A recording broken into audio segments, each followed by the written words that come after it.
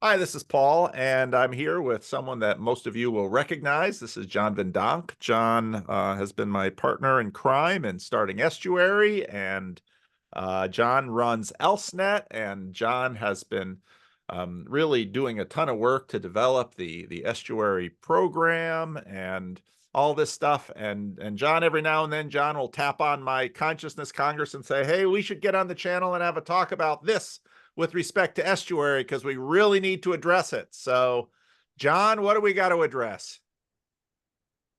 In a nutshell, the relationship, if any, between Estuary and this little corner.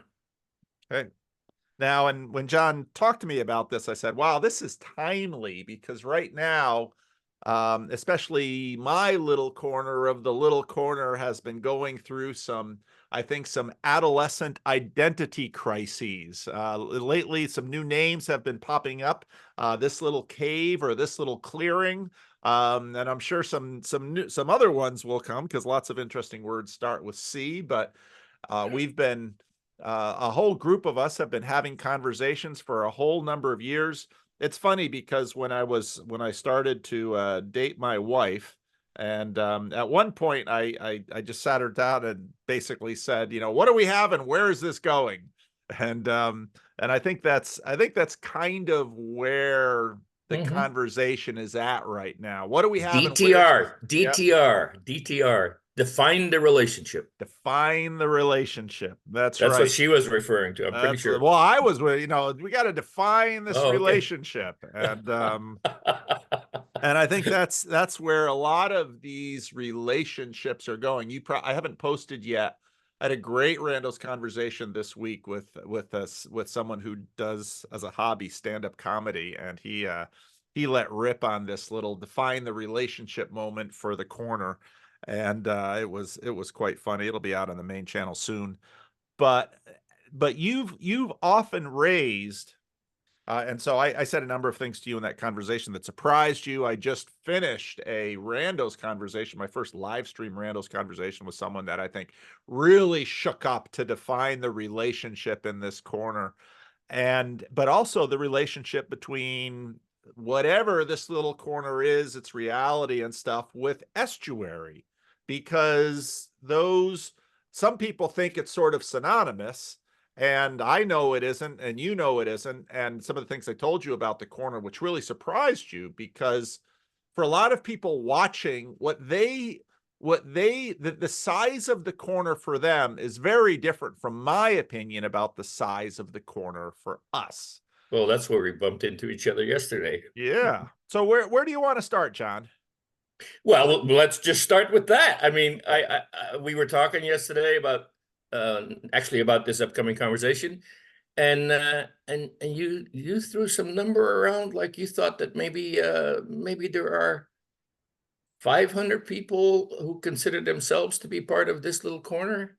And I thought that it would be at least your audience and possibly John Vervaeke's audience and Jonathan Pajot's audience and all the audiences of all the sub-channels. And I thought we were talking about hundreds of thousands of people. And so that difference alone is kind of a mind blower for me. And I had no idea that in your mind, the thing is much smaller. So clarify that first of all. So this has been something that I've noticed for years, that when people watch YouTube, they look at things like subscriber numbers and they listen. And Sevilla, of course, is the one who coined this term. And John Vervaeke sort of grabbed it and brought it to the fore. And then it started being passed around. And many people might be tempted to say, well, to know the size of the corner, look at Jonathan Pajot's 200,000 subscribers and John Vervaeke's 100,000 subscribers and PVK's 25,000 subscribers. And there you have, you're pushing on 500,000 people plus at any given time, 40% of the people who watch my channel are not subscribed to YouTube at all. They don't have a subscription. They watch unsubscribed. So, you say, oh, it must be 500,000 people. But then when you talk to people, I mean, talk to real people. And if you say something like this little corner or the corner or something, they look at you like, what are you talking about? And so you begin to recognize that even though every now and then Jonathan Peugeot will mention it. Haven't heard John Vervaeke say it for a while, but I haven't seen all of his things. It's in many ways the corner is sort of much more around Grim Grizz, a lot of the channels that are kind of around me. And then over the last few months, few weeks, in fact, there've been all of this chatter about, is the corner real? Yes or no? Um, and no, it's not a real community because it doesn't have a telos. And there's a little new channel that emerged, Waves of Obsession, that sort of peaked Yeah, I this. want to talk about that. Yeah, right. So, in terms of, and so then I have this guy on, Rick Walker, today, who is and then everybody sort of wants to quiz him, like, how, because he dropped Grim Grizz's name. So then he's sort of like, well, how much Grim Grizz do you know? And this also sort of emerged because we had another channel sort of emerge out of nowhere, which was the This Little Corner Hub, which actually, it was someone very deep within the corner who started this, and he had an experience with Hub in a channel name before, and but Grizz was right away concerned because they had taken a logo from Grizz's Broken Clock Tower Discord, all of this inside stuff, and use that logo for his channel. And so Grizz was like, are they really one of us? Are they really one of us? And so a lot of this question, it's a relationship defining moment where there's enough of a thing where people have really a reasonable concern of who's in, who's out.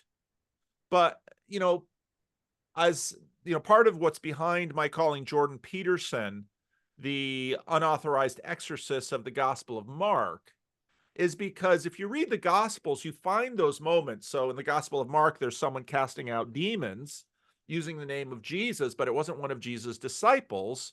And the disciples come to Jesus and say, hey, he's using our intellectual property. And Jesus says, leave him alone. And so, and actually Pete from Strange Theology came in at the end of the live stream today and started talking about what happens when things grow. And this whole dynamic of the boundaries, the gleaning corners of the field and the center of the field, all this stuff that Peugeot has sort of brought us into. Well, when things begin to grow, then suddenly these boundary issues and questions become important for the group, because a lot of it has to do with trust. And, one of the things that, when I was studying at Calvin Seminary and realizing that this was where this was going into, ordained ministry in the Christian Reformed Church. And I was thinking about, okay, what does ordination mean? What exactly are our credentials in the Christian Reformed Church? It's an emblem of trust. It means that I can go to a place in Iowa where nobody knows my name, but I have this credential. And so it's sort of like credit, because they'll lend me trust until, let's say, I violate that trust.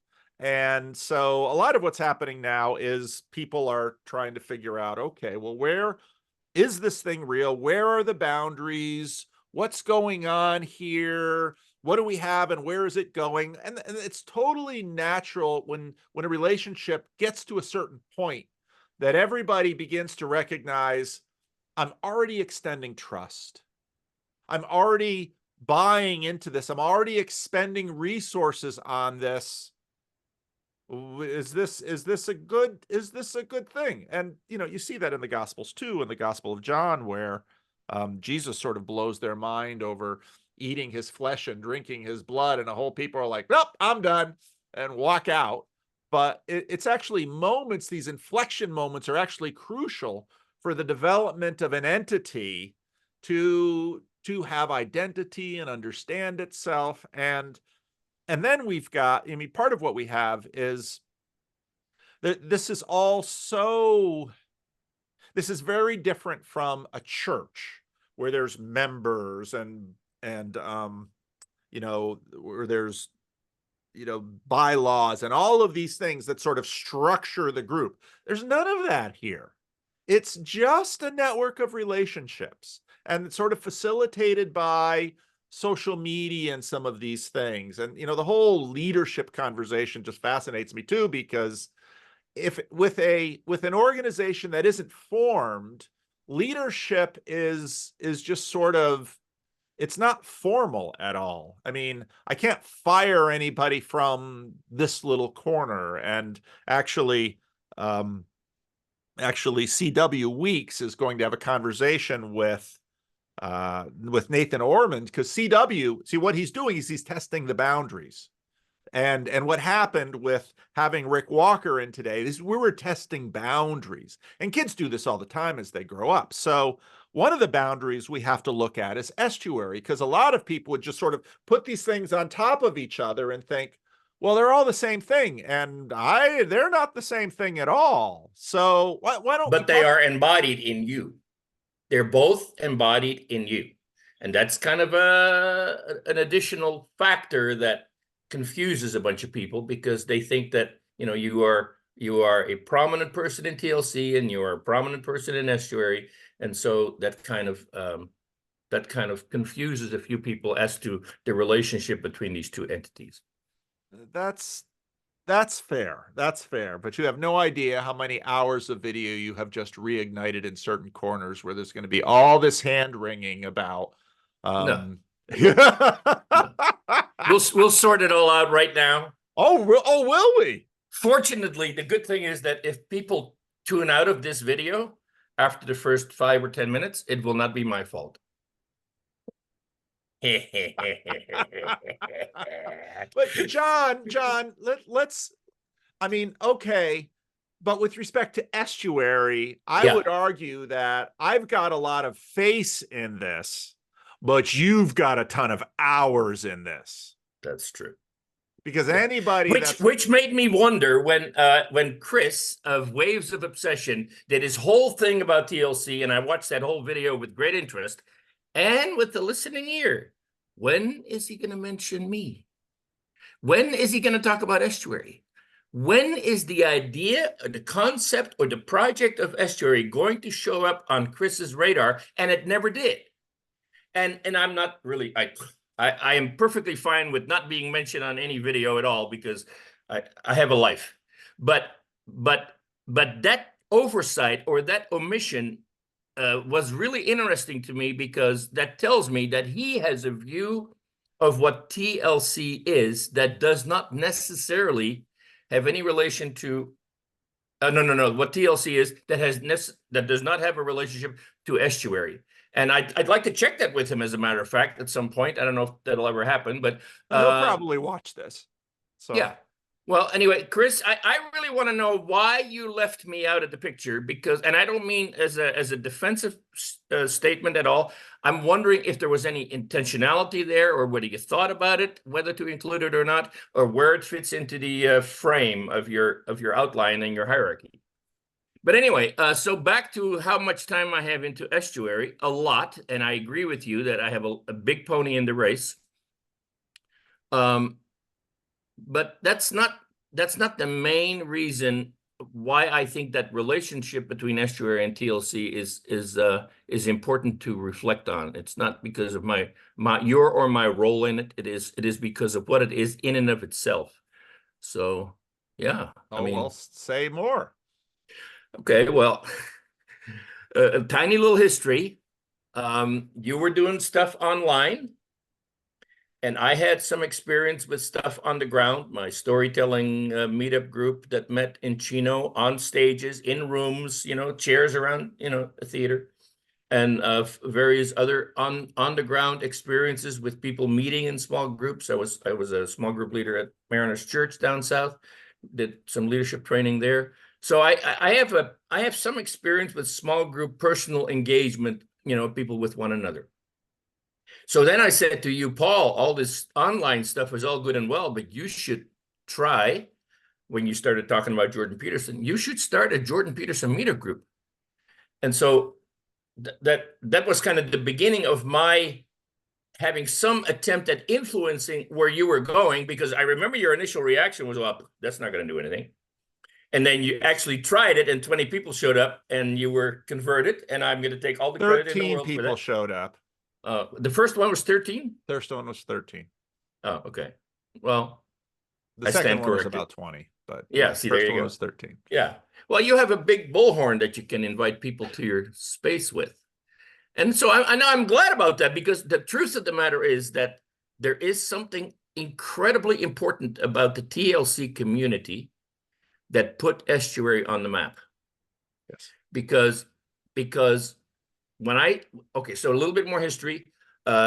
We both had a Jordan Peterson group going. You know, you showed up in mine. It helped me, invite some more people. And so there was some symbiosis going on there.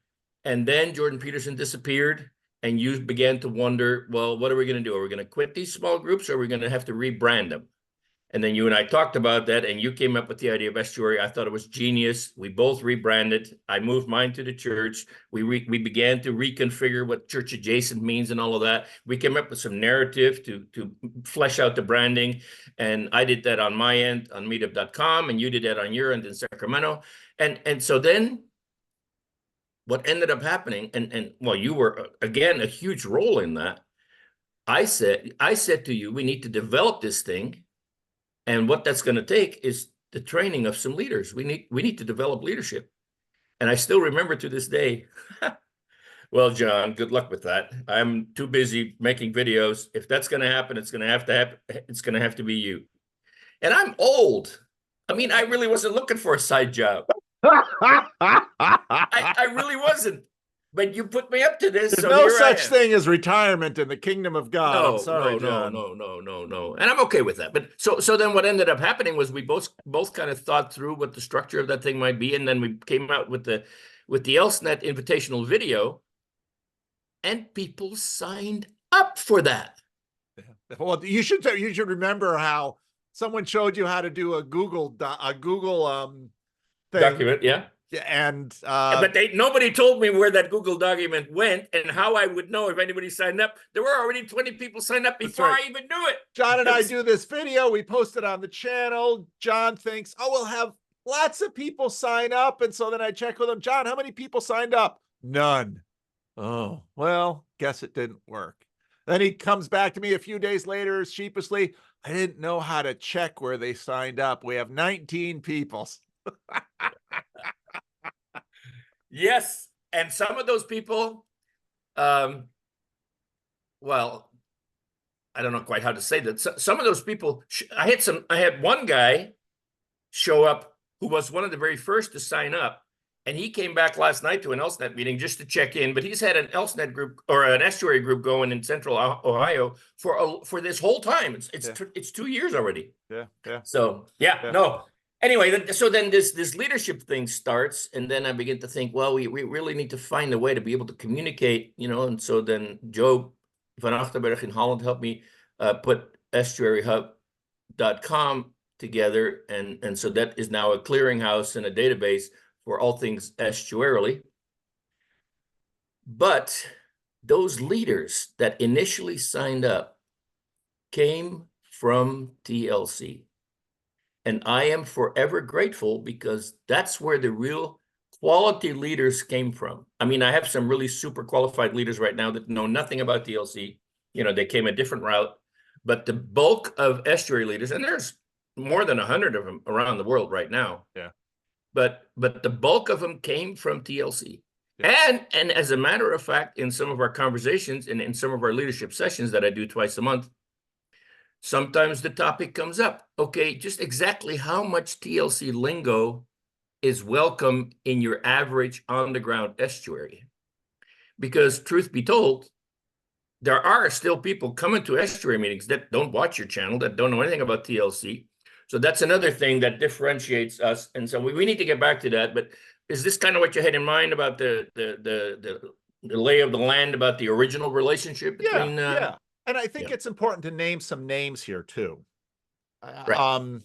Nate Heil at Grail Country. Yeah, there you go. Super foundational in all of this, and continues to be super foundational. Yep. He is, Grail Country is one of these outposts in the corner that no one will deny is an outpost in the corner. Grim Grizz, and in fact, and Nate has his own estuary, on the ground. So Grim that's always Grizz a measure. Huh? No, Grim Nate. Grizz Nate does? does. Oh, Nate Nate does. does. Yes, Nate does. That is always a measure for me about, okay, so where are they at in the equation? Because there are people that are prominent in TLC that really don't do much in Estuary. Right. Although I don't always know what they do. I found out that Luke Thompson has his own Estuary. I never knew that. He never shows up in a leadership meeting. Yep. Well, Apparently he knows how to do it without me. that's very Luke Thompson. That's very Luke Thompson. But you know, and I think in terms of not only the conversation between Estuary and this little corner, but even the leadership question. I mean, Grim Grizz is I think Grizz is as important a leader in this network of relationships, this community, as I am. And people might say, well, his channel has less than 2,000 subscribers, but his formation of the people who watch his channel regularly is deep and it's ritualized. And so, you know, when we were planning Chino, I basically said to John, you have to find a way to get Grim Grizz there, because if he's not there, something key is missing. And his relationship with Estuary is interesting because on one hand, to the best of my knowledge, he doesn't have an estuary, but the entire focus of his channel is that very concern that you had initially. Even though, you know, even more than me in some ways, I mean, to watch a Grim Grizz live stream, I'm just glued to Set's little child screen. But it's all about the destruction of that and about the malevolence of that. And so it's a super interesting set of paradoxes, that intention that he is holding in there. So even though he's dabbled in Estuary, he's looked at it a little bit in a really strange way, he has kind of an Estuary-like thing going, but it's all his thing. And then in many ways, his bosom buddy in this is Chad. And of course, Chad has his own small channel. It just passed 500 subs. But, you know, Chad very much has a strong identity in the corner. Chad is very much a leader in this corner.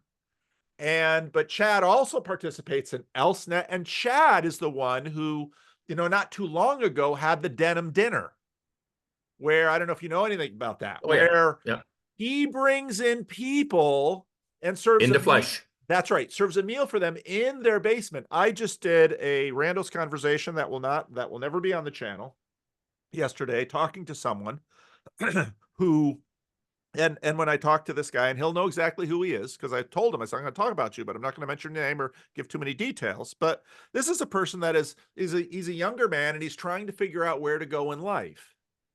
And, you know, one of the things that and you sent me this article. You sent me this article from Comment Magazine, How to Not Be a Schismatic. And that article just nailed so many of the people that we are talking about. He sort of perfectly goes through the Orthodox reading of the church, the Catholic reading of the church, the Protestant reading of the church, and then basically says, yeah, I find them all compelling. I don't know what the heck to do. And so to this young man who thinks maybe he'd like to perhaps do professional ministry someday, all of this, but now's not quite the time, I said, you know, probably one of the best things you can do is Estuary. Because in an Estuary group, there is room to be Orthodox, to be Catholic, to be Protestant, to be not a Christian, to be just curious and wanting good conversation. There's room for all of this stuff in an Estuary group, and it provides a place where you can talk about these things and work these things out. And whether it's a Texas businessman or a former medical transcriber or a tiler or a stay-at-home dad, you can come together, and it's not church, it's church adjacent, but you can talk. And you can do some of this important play that John Vervaeke talks about. And you can do a bunch of this stuff in here. And so, you know, there are even though Grizz isn't in ElseNet to the best of my knowledge, Chad is, and Chad, you know, I don't know that he has an estuary, a formal estuary that meets twice a month or every week or anything like that. But he, you know, when he did his denim dinner, that's like, you know, if you might not have an estuary group, that's very much an estuary event. Yeah, yeah. And so the fact that you point out that I am in some ways at the nexus of these things, at least in terms of how they have grown, is there is a fair amount of common spirit, let's say, between this. Yeah, I was just gonna point out when you're talking to this young man and you point him to estuary, I mean the fact that the nature of the conversation isn't necessarily totally different in this little corner from what happens in estuary. So that is not really the heart of the difference.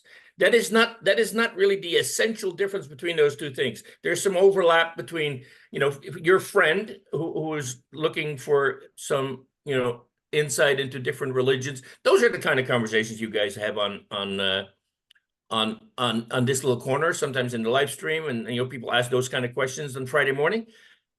And they can also happen in a local estuary, perhaps at a different level, maybe slightly different tone because there's different people involved. But that is not the critical difference between TLC and estuary. Now back to your central position. Well, I think, you know, part of the, let me say some of the things that I said to you on the phone that will surprise people. On any given month, there are 40 to 50,000 unique viewers of my channel. Probably only 2 or 3% of them, if I said this little corner, maybe 5%, would have any idea what I'm talking about. That shocks people. It shocked me. Yeah. And so in talking to Rick Walker this morning, I was not at all surprised by anything that happened, because I not only have Randos conversations, and again, if you're just looking through my channel, you'll see maybe 50% of my Randos conversations that I do on Zoom. But then there are people who stroll into church. And then there are people who send me email. And then there are people who DM me on Twitter. And then there are, and then there are people who come into the membership section. And then all these different streams of people come in. And part of the thing is I put out so many videos that, what percentage of my videos do you watch, John? Be honest. I will not be in any way insulted. No, but there's also a little humor associated with it, because I probably watch maybe every 20th video. Yeah. But I am always blown away that of those 1 in 20 videos, how often you mention my name. And that makes me wonder how often I come up in all the other videos that I don't watch. So I'm just curious. I must have totally colonized your head in some fashion. Let me tell you something about the YouTube algorithm, about transcripts, and about how this stuff works, which might make you a little scared. Oh. I wouldn't be in any way surprised if, in fact, when I mention you in a video, it makes sure it puts that video in front of you. Think about that. Really? Yes, really. I know, because YouTube puts videos in front of me of other channels that I don't watch and I don't subscribe to, where my name gets mentioned. Yeah, think about that. Yeah, so that's pretty weird. Yeah, it is pretty weird. And so the algorithm has very much something to do with this. But back to my main point. A guy like Rick Walker, he is, you know, when I met him right away, I thought, okay, so as pastors, you well know you learn to do a cold read. You meet lots of people. And so when you meet someone on just the tiniest little impression, you sort of stereotype them. And you're really careful about sort of exposing your hand, how much stuff you're assuming about them, because it's also the case that once they start talking, the stereotypes start to break down. But you do cold read people a lot. And I cold read Rick Walker as businessman, work 16 hours a day, go, rush, focus, focus, focus, target, target, target. And the fact that he found my channel at all was very surprising, because those kind of people, they don't watch any TV. They might listen to podcasts and YouTube. And the reason they prefer YouTube and podcasts to television is because it's so much better targeted. And the algorithm does a much better job than mass media television ever could to put stuff in front of him that he'll be interested in. So when he came up and he mentioned Grim Grizz and he mentioned Matthew Pajot and he mentioned John Vervaeke, I knew that he'd probably watched a handful of my videos and liked it. And now he's got a book coming out and he's got a little YouTube channel which really hasn't gone anywhere, even though he's had big names in it. So, but he's looking to build relationships, because that's what business people do. They work out their network. That's what you do in business. So, and for those of you who don't know, John Van Donk is not only a former minister, John Van Donk is also a Dutch businessman. And I'll tell you something about the Dutch. The Dutch know business. In some ways, they invented capitalism, and the British just stole it from them. So, little history note. And John Van Donk, very much of that breed. Just ask him about spotted sheep. And most businessmen I know understand quite well that of the 10 businesses they try to start, 9 might fail, but they understand none of that failure is necessarily waste, because they learn something from the failures, and to learn from your failures, you can succeed. Anyway, to come back to this, 40, 50,000 people over the course of a month might watch my channel. They will probably watch 1 to 4 videos of the 40 or 50 videos that I made that month. They will probably watch videos that the algorithm has placed in front of their face. Depending on content. Depending on content. And, they probably clicked through a lot of other videos, and if they stuck with me longer than 30 seconds, something hit. And that's part of the reason I don't optimize my videos for the first 30 seconds like most channels do. They optimize for the first 30 seconds because they want to get the hit and they want to hold. But the downside of that is it's all optimized by the algorithm, which means you might hold them for a little bit, but you're probably not going to hold them for long because it's too optimized. So anyway, where was I going with this? So the fact that he heard Grim Grizz says, so if this is how deep my channel is, say 50 videos a month, he probably got this deep, which is more than this deep. So I said, okay, this is deep enough, and deep enough to find Grim Grizz. And so I'll talk to you.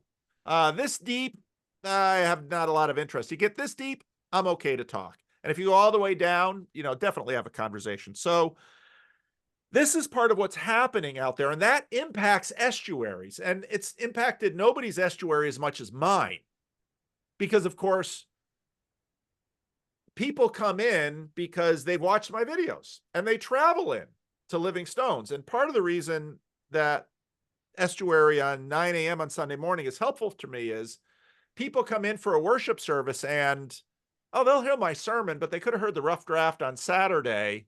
And, maybe I'll have some time that afternoon to go out for lunch, but, and what they're really looking for is what my channel hopefully is about, which is people getting to know each other. And now the thing is, when they come into an estuary, okay, so Paul's in the estuary. So, okay, they've heard a lot from me and they might want to get to know me because, I'm a celebrity and I've said some things they're interested in, yada, yada, yada. But then there's this room full of randos. And what is beautiful about the estuary protocol is almost always for my estuaries here, I almost never put anything on the table. Because neither do I. I have my table 50 videos a week, 50 videos a month. I don't need to put anything on the table, and I hear back. Almost everybody else puts something on the table. And then when they're sitting there, I might have come to, because I'm kind of curious about PVK and wanted to meet him, but oh my goodness, what a lot of interesting people are here. And the kinds of things they think about. And not only the kinds of things they think about, the kinds of ideas they have about my ideas. And then you begin to realize that, oh, you know what? People really are amazing. And if you can sort of set the right table, like a denim dinner or an estuary meeting, you can discover that, well, I don't know, the image of God is a pretty potent thing. And so I would say that in some ways, this little corner helps to juice estuary, just like it sort of got it up off the ground. Yep. But estuary ought never to be limited by this little corner, because the truth is, most of the people in that 5% or 4% or 3% of who watch my videos that are really into this little corner, which is maybe a 5,000 or 500 or 1,000 or 2,000 people, some small number like that. In a sense, they're already sort of doing an estuary thing, but because it's on screens and because you can click on and click off, it's impoverished because Not embodied. it's impoverished because it's not embodied, but it's also way too limited by their egoic attention. And okay, so I don't want to listen to this Texas businessman. So that's what Jacob came in and took offense at what he said about insurance. And then Hank starts fighting with Jacob in the comment section about insurance. And Jacob's like, I'm out of here. So there you go. But the beautiful thing about an estuary meeting is that very few people are so poorly behaved that they won't at least sit through most of the meeting. And if they just give it a little bit of chance, you might learn that that person that you didn't think you were going to learn anything from just, in fact, might have an experience or an idea or an opinion that might bless you. Yeah. And not only that, but they also observe people listening. And to actually observe people listening, for some people, is an eye-opener. Because when you do this thing online or in the comment section, you hear people talking, but you don't necessarily hear people or see people listening. Right. And the art of listening is kind of an integral part of the whole estuary thing, because, well, there is actually some good reasons why you really do need to listen, because if we put stuff on the table, you have to listen to what the stuff is that's on the table. Otherwise, you can't meaningfully choose from among them. I mean, as the protocol describes. That's right. So, yeah, right. So no, I totally agree with you that TLC is foundational, and it is a tremendous help to get people into an estuary context. But estuary is actually bigger. And now we're beginning to see that people can enter into the estuary conversations from other sources, other pipelines, as I mentioned in a previous video. So there are now people that come into the estuary because they read the banner, or because they met a friend, or they talked to somebody, or they've gone to meetup.com. I mean, 1/3 of my estuary group is meetup.com people. They don't know anything about you or John Vervaeke or Jonathan Peugeot. No. So they also don't have that same vocabulary. Right. If you talk about the 4 ways of knowing, they kind of look at you with a right. But that also means that there's no need for on-ramping. Right. There's no need. You can just walk into an estuary and participate right from the get-go, because the protocol is self-explanatory. Right. And nobody needs to prepare or learn the vocabulary or need to learn who the characters are, out there. You don't even have to know who Grim Grizz is or Chad. I mean, it's nice to get to know these guys, but it's not necessary. Well, and what I've really enjoyed about our 9 o'clock estuary at Living Stones is the same TLC dynamics where, there's 4 Ps of knowing, and there's Grim Grizz, and there's Chad. I mean, Grim and Chad are sort of the apostles of the little corner. They really are. I'm not the Jesus, so let's lay that aside right away. I'm another apostle. There's these apostles of the little corner that are doing their thing. And one of the things that you quickly realize, the pipeline from the church into estuary, the church people come in, and their first estuary meeting, especially on a Sunday morning, already contextually, they come in not with all their TLC language, because nobody in my church has any TLC language. They come in with all their church language. And it's just like TLC language, in that it's all within a certain milieu. And they start putting and a lot of assumptions are being made about it. Oh, yes. And they start putting this stuff on the table, but you've got other people who are not from there, and they're looking at the thing on the table like, last week, we had an amazing conversation where someone with zero church background says, because he's kind of curious about this church thing, because he's been watching me and he's been going to Estuary and loving Estuary, but there's not a lot of church people in my Estuary at night. But then he says, you know, he's maybe been in churches twice. He says, when I go to church, I feel vulnerable and uncomfortable because I don't know what to do. Well, this whole seeker methodology. So then I knew, so then I've got some women in this group, African-American women who grew up in the Jim Crow South, deep in church culture. And I talked about, and then we had someone from Southern California come up who had grown up in the Jehovah's Witnesses. Yeah, he's part of my estuary. That's right. And so then we started talking about the fact that, you know, one guy thought that everyone in church, I look at them and they all seem like they belong. Oh, from the outside. And then one of the women starts talking about the fact that, well, I started going to Living Stones. I didn't like the black churches because when you'd walk into this black church, everyone would size you up by what you're wearing, especially as a woman. And so then as this conversation progresses, he begins to realize that, oh, maybe I don't feel comfortable in church because I don't know it, but that same thing goes with Christian people when they go to a different church. And it's part of the reason why they stay in one church often. So suddenly there's this knowing across these divides. Now, this one guy that comes to the evening, he knows a fair amount of TLC terminology. He's not super into it, but you know, a lot of people. So there are people who are like deep into the corner, and there are those that they know the corner exists, but that's not what they're here for.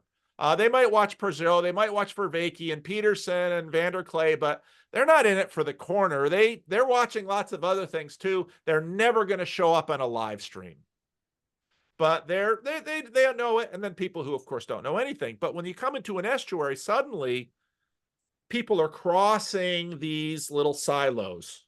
Yes, exactly. And meeting each other. And then, of course, the real beauty about an estuary conversation is what happens often is that a new little thing grows with the conversation. And by the end of the meeting, they're like, I learned things. I met people.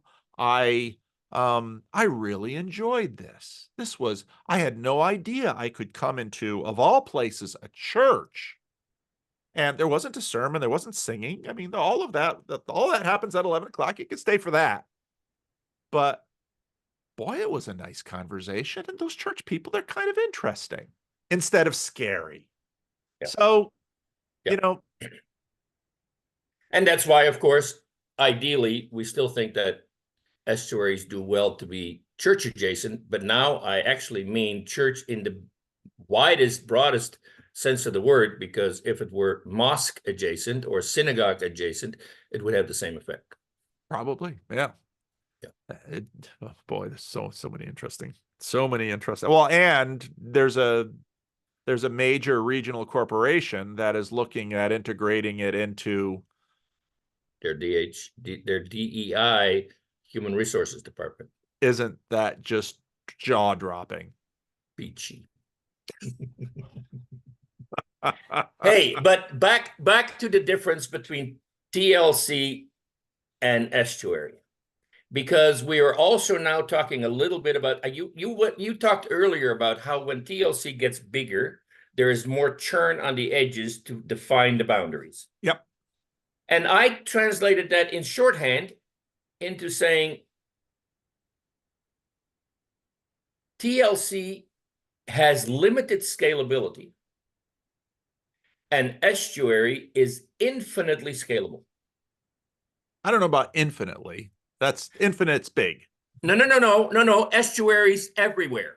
Well, I think Estuary has far more potential, because what limits, so look at most of the people who have basically ascended in the hierarchy in the corner. There are patterns there. There are personality patterns, temperament patterns, lifestyle patterns. A lot of these people, I mean, a lot of these people spend a lot of time on YouTube or in audiobooks. And sometimes, like Chad, that's because he's a tiler. And so, he's alone in somebody's bathroom and he's putting up tile, and you can only listen to so much music. So you put something up, and he does everything through his phone. And so he hears something, he hobbles together a little video, and he keeps tiling and whatnot. Grizz for a while was delivering packages for UPS, I think, or FedEx or something. And, but then he's done with that. So he's, very marginally employed. Many of the people who are super into TLC do not have day jobs that require their eyes, ears, and attention for 6, 8, 10, 12, 14 hours a day. That's a profile. Yeah. Estuary is far more nimble in that you need an hour and a half or 2 hours. A couple times a month. And once, twice a month, maybe once a week, something like that. And you can do it in there. Yeah. Whereas in that sense, TLC is more like a church. Yeah. In that there's a vocabulary and all of that. It's interesting because, okay, so here's another thing that we need to differentiate, because you are talking about a local estuary group. Yeah.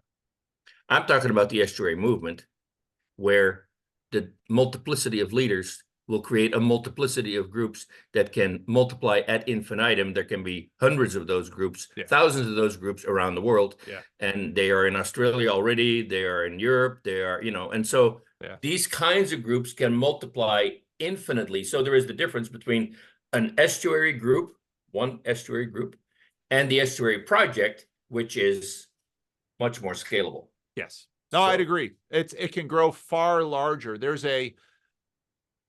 This actually gets into very interesting church conversations. Let's say the difference between Protestant and Catholic. Because Catholic, in that sense, it's amazing what the Catholic Church has done in terms of such a long-lived institution and such a massive institution. But yet its strength and its weakness is its exposure. That's right, is its enclosure. Yeah. Whereas Estuary can just keep going and doing different things. And then that gets into and I think you're very right in terms of the essence of Estuary is actually listening and caring. That's the essence of Estuary. Because its essence is, if you didn't have those two things, it wouldn't work. Right. You can come with crazy ideas, but you have to know when to shut up about them. Yep. And you can come with crazy ideas. And if you don't care, well, you're not going to sit through that meeting, because it shows what you really care about is yourself, your narcissistic, your own myopic mental meanderings. Yeah. And so we've had people who have come to these meetings and all they want to do is, let's say, propagate their little shtick. And it doesn't go anywhere. Right. Because if you don't care about others, they're probably not going to care about you. Right. So, no, and I think that's why, obviously, this little corner, whatever it is, this network of relationships and YouTube channels, and how it's sort of tied in with an algorithm and all of the very interesting strangeness that is a very different thing from Estuary.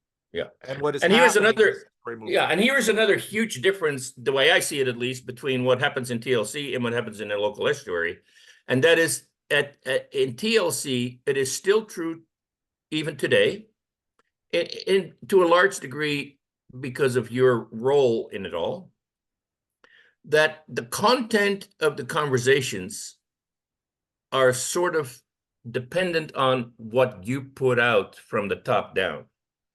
You pick a person to interview. You pick a topic to discuss. You pick a crisis to focus on. You pick, whatever it is. And so whatever happens in your fertile mind, and I admire it, and I celebrate it. I think it's wonderful. But nevertheless, it is something that starts up here and then goes down into the various conversations and comment sections, and it shows up in other people's subsidiary channels, blah, blah, blah. And that's how these things. And then if the estuaries are very tightly related to TLC, then those same topics might also descend upon that estuary and become the topic there. Yeah. I actually find that a little bit, as I would like to explain here for a minute, that ELSNet, which is the Estuary Leader Training Support Network, we basically practice the estuary protocol twice a month for a couple hours, and that's how people become trained as leaders for local estuaries. But so what we do is we go around and we have people put stuff on the table. More often than not, it will not be something related to what they hear you say online. But occasionally that does in fact happen. And we can always tell the difference. And then as a matter of fact, this don't take offense at this, Paul, but then when we end up selecting from the stuff that people put on the table. My topics don't always get picked. No. Unsubscribe. I know. No, but this is really true. And then the same thing in my local estuary. I mean, we have people that are definitely TLC pipeline people. They don't always get their way. They don't always get to put their fancy Vervaeke stuff and Peugeot stuff and Paul Vanderklay stuff on the table, because people look at them with a blank stare and they have no idea what it is about. So then we go to the more existentially salient stuff, the stuff that is part of my life. Why can I not find a girlfriend? Why am I not able to buy a house? Why, what is the thing between the boomers and the millennials?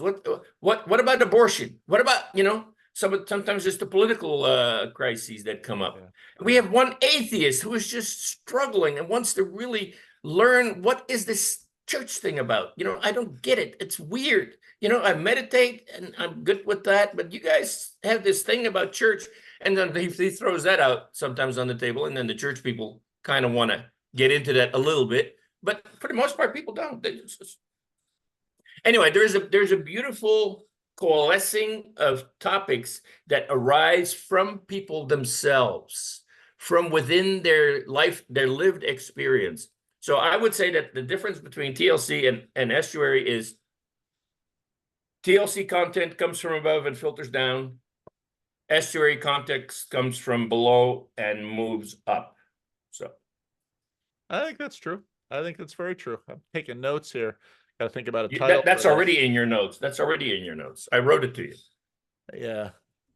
But I'm putting it on a little sticky note on my computer so I can find it. So when I have to title this thing and decide when and how, because I gotta figure out how to. There are videos that happen that it's like, I don't think a lot of people should watch this. And there are videos that come out thinking, I think a lot of people should watch this. But and another thing that I said to you that surprised you is that having a YouTube channel, YouTube lovingly provides me with all sorts of analytics, because of course they want me to grow my channel, because of course they want, if all the content creators grow, then YouTube grows, yada, yada, yada.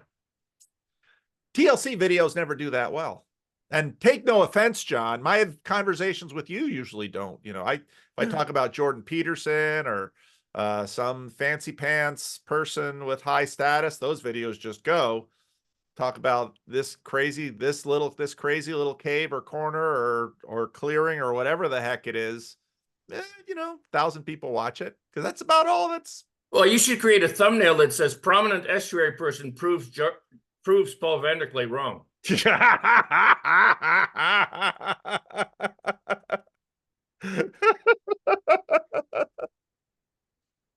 I noticed that in Matt's off-road recovery, yeah, he has these what do you call those things? These things in the beginning. The what do you create for the beginning of a video? Thumbnail or the thumbnails. He creates these thumbnails that says, "We should have never done this."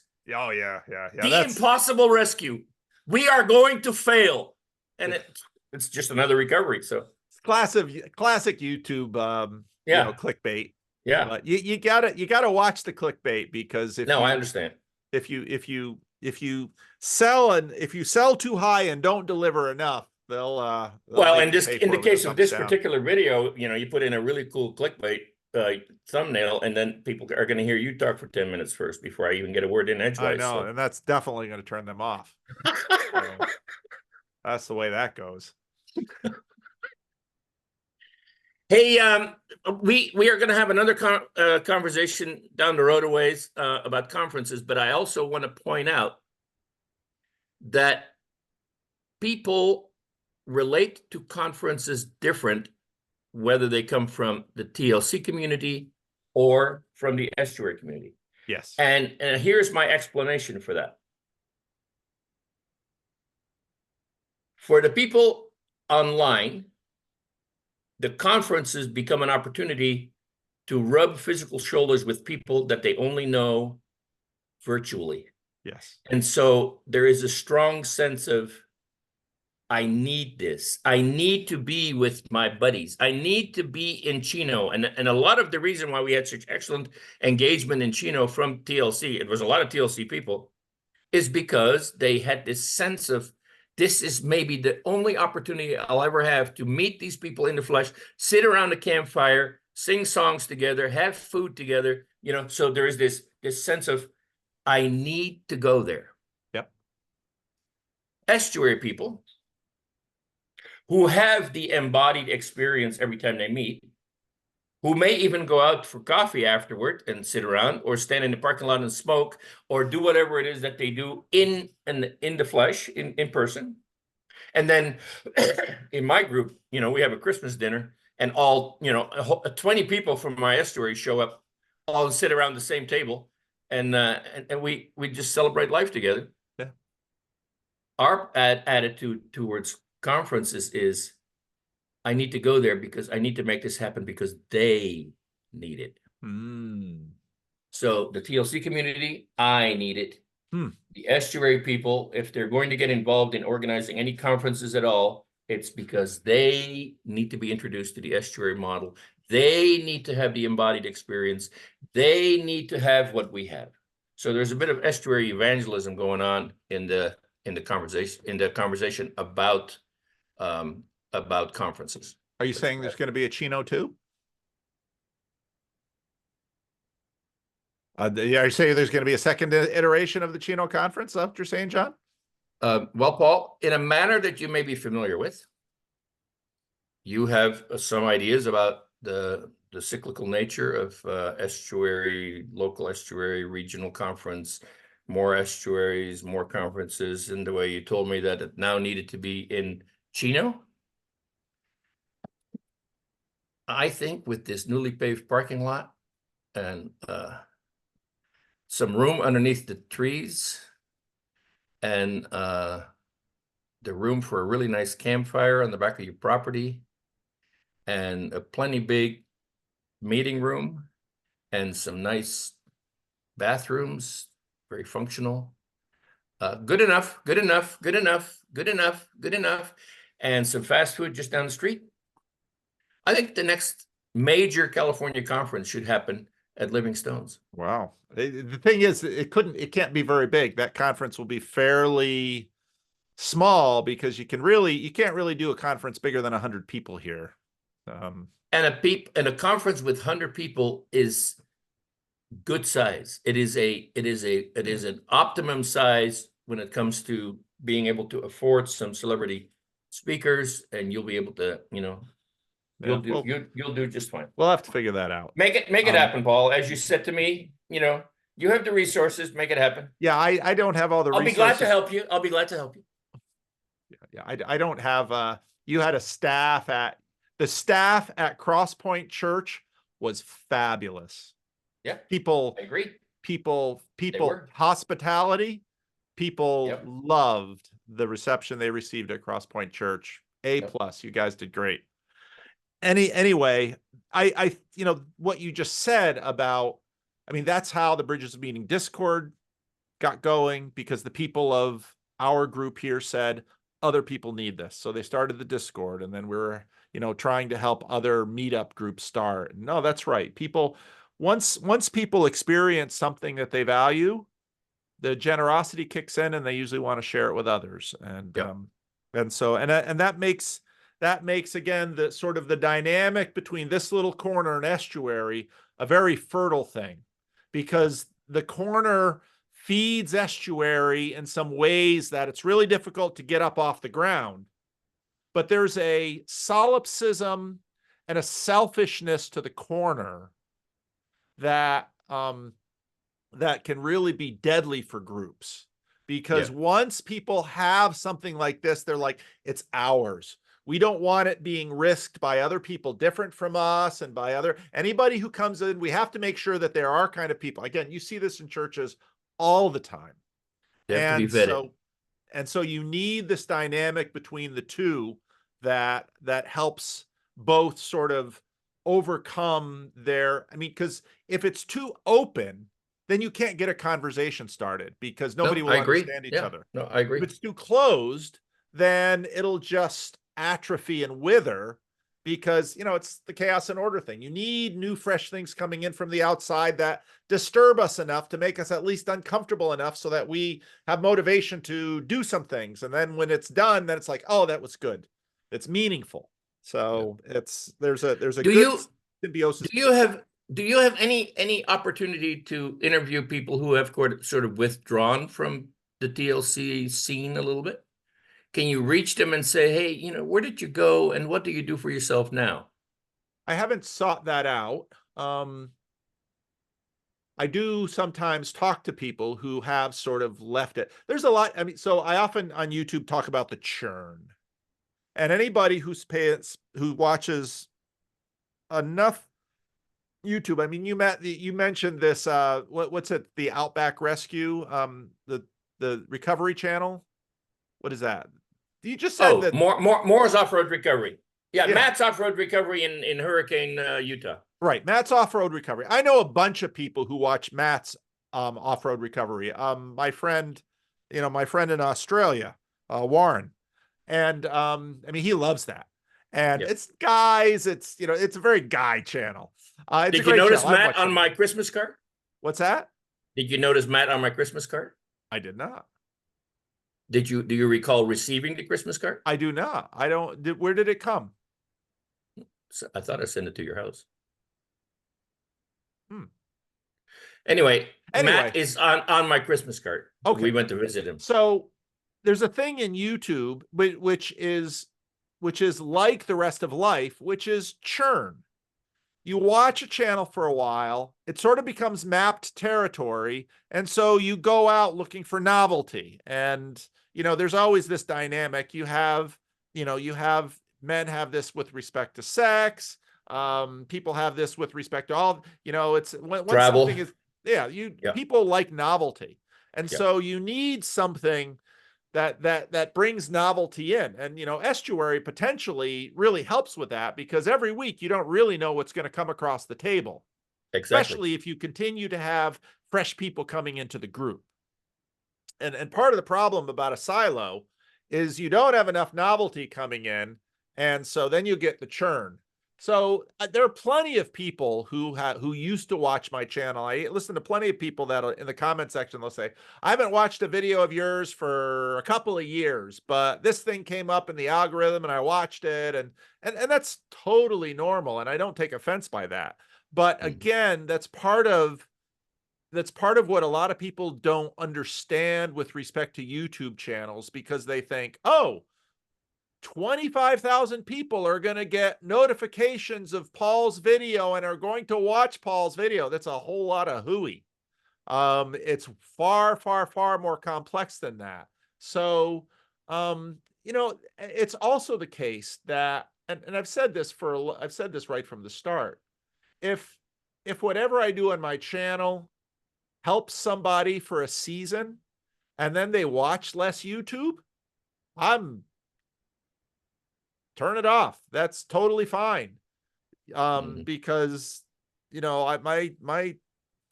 because life is far bigger than watching a little screen of you Yeah, know, and you don't want to be accused by anybody of being part of the problem. I don't want to be part of, Grim Grizz already wrestles with that, to what degree are we aiding and abating Set, that God. Right. So no, and so it's often the case that people will watch for a season, they'll get what they need, and they'll move on. And that's true of Estuary too. I've had Yeah, that's I've true. had hundreds of people come through my estuary, and many of them have visited once. We had some church shoppers come in last week to Living Stones, and I always hold my breath when that happens, because I think they thought they were just going to come in and have some lovely music and a wonderful little church service, and everything would just be nice and dandy, and then they come to Living Stones, and I am convinced that when church shoppers come here and they start looking around, they begin to think, do I really have to stay here an hour? Is it going to be safe here? Are there crazy people here? And if they would ask me, are there crazy people here? Oh yeah, plenty. There's plenty of us who are just not Yeah. all there. But safe, you'll probably be safe.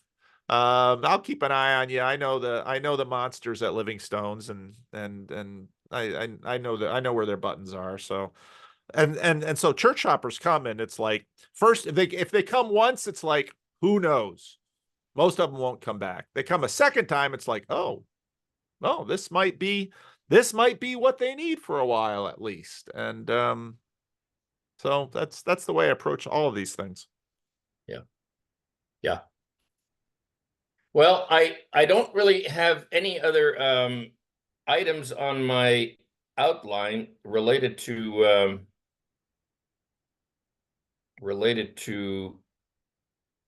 the difference between TLC and Estuary. We've covered everything that's here, except that I'm still curious why Chris did not include anything about Estuary in his masterfully done, what was it For the called for again? the same for the same reasons Rick Walker probably for the same reasons Rick Walker couldn't name any of the areas of life that Grim Grizz provides saving throws over. Do you know about Grim Grizz's saving throws? I do. I also don't understand it. I don't know what the categories are, and so I would be, from the point of view of the TLC community, I would be a non-acceptable person. Exactly. And I would there are we had I mean you and I have done I've talked about estuary. If I were to look at my estuary playlist, there's probably 40, 50 videos in there, Right, and but I'm in there's half of those. 2,500 videos on my channel. Yeah. So, and I know underneath in the notes, there's always the ElseNet tag. But that's not how human attention works.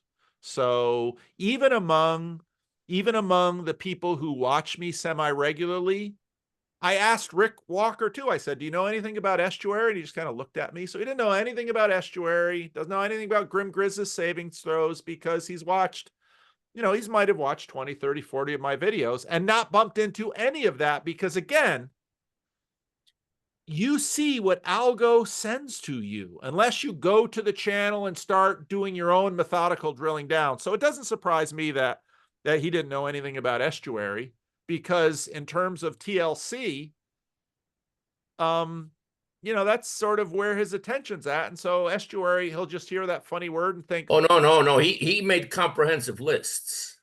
I mean, we're talking about Chris oh, I now see what you're saying. from escaping lurkerdom. Yeah. He had comprehensive lists about all the characters in the hierarchical fashion, which I thought, everybody said so afterward. I thought it was amazingly well done, but it was also sort of remarkable, and I'm still a little bit bewildered by it, that somehow Estuary did not show up on the radar. And I was wondering if it was intentional. I wonder if he really does know that there is a difference between the two.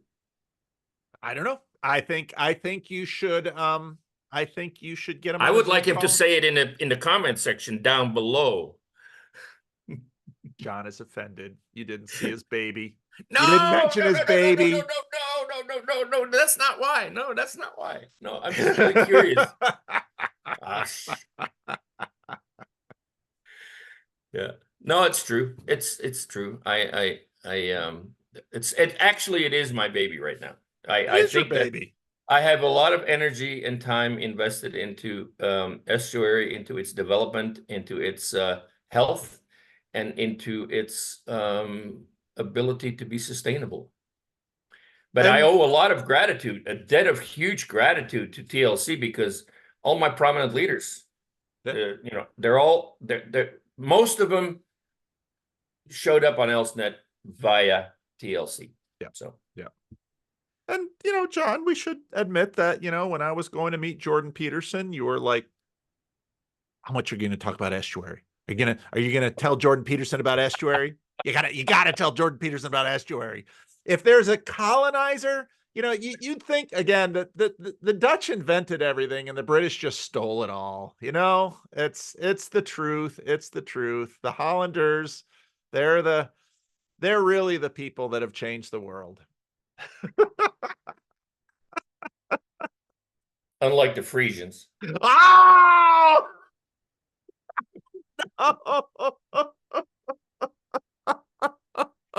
Start a war zone here.